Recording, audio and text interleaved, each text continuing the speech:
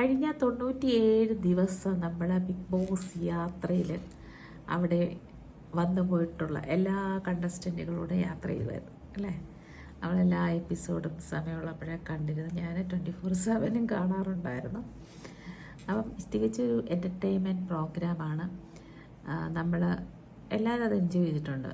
നമ്മൾ വഴക്കാണ് അതാണ് ഇതാണെന്നൊക്കെ പറഞ്ഞാലും മനുഷ്യരുള്ളിടത്ത് വഴക്കുണ്ട്, പ്രശ്നങ്ങളുണ്ട്, അഭിപ്രായ വ്യത്യാസങ്ങളുണ്ട്. നമ്മുടെ സ്വഭാവങ്ങൾ മാറിക്കൊണ്ടിരിക്കും, നമ്മുടെ ഇമോഷൻസ് മാറിക്കൊണ്ടിരിക്കും, നമ്മുടെ മൂഡ് മാറിക്കൊണ്ടിരിക്കും.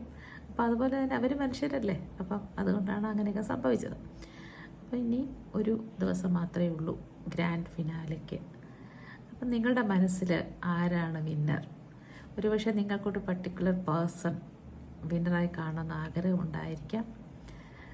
ഒരുപക്ഷെ നിങ്ങൾ വോട്ട് ചെയ്യുന്നവരായിരിക്കാം.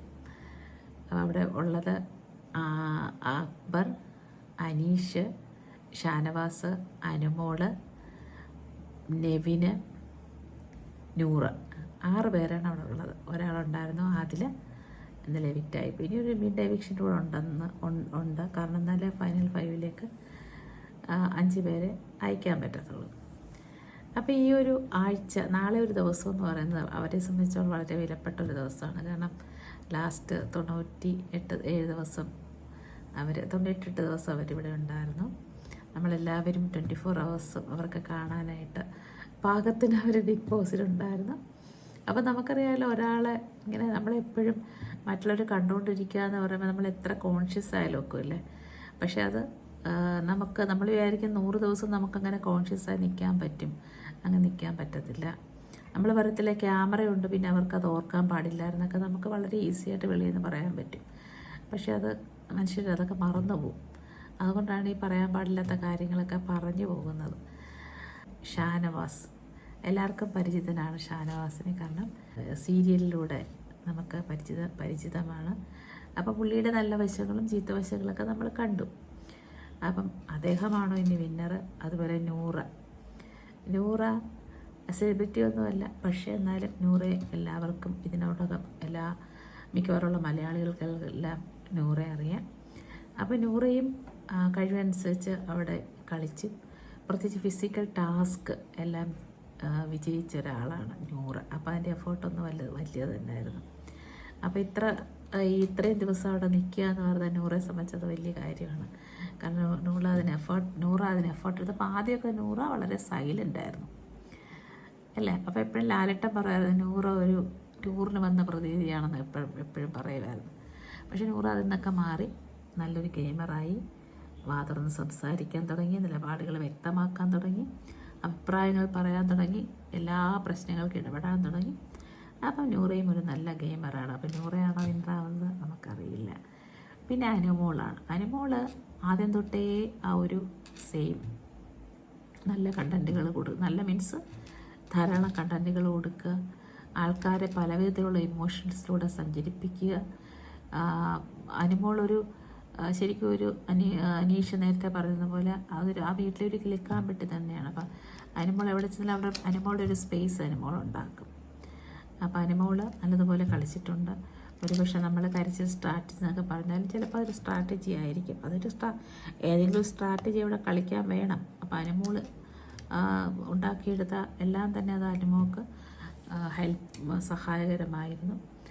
അനുമോളെ എല്ലാവർക്കും ഈ ബിഗ് ബോസ് മാത്രമല്ല, അനുമോളെ മിക്കവാറുള്ള മലയാളികൾക്കല്ല, 95% മലയാളികൾക്കും അറിയാം. കാരണം അനുമോള് പല ടെലിവിഷൻ പ്രോഗ്രാമിലൊക്കെ നമ്മൾ കണ്ടിട്ടുണ്ട്. അപ്പം അനുമോളുടെ നല്ല വശങ്ങൾ ചീത്ത വശങ്ങൾ നമ്മൾ കണ്ടിട്ടുണ്ട്. അപ്പം ഇനി അനുമോളാണോ വിന്നറാകാൻ പോകുന്നത് നമുക്കറിഞ്ഞൂടെ. നെവിൻ എന്ന് പറയുന്ന ഒരാൾ തികച്ചും 24/7 എൻ്റർടൈൻമെൻറ്റ് തന്നുകൊണ്ടിരുന്ന ഒരാളാണ്.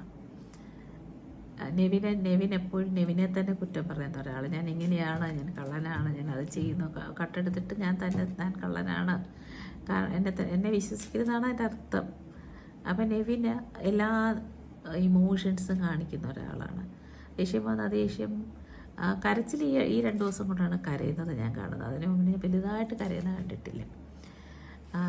നെവിന് നല്ലതുപോലെ ഗെയിം കളിച്ച ഒരാളാണ്, കാര്യങ്ങളിലൊക്കെ ഇടപെടുന്ന ആളായിരുന്നു. അപ്പം നെവിൻ്റെയും നല്ല വശങ്ങളും ചീത്ത വശങ്ങളൊക്കെ നമ്മൾ കണ്ടിട്ടുണ്ട് അല്ലേ.